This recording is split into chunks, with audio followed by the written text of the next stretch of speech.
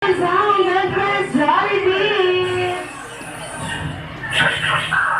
punak siya best friend Jollibee. Nakatamlay ang mata.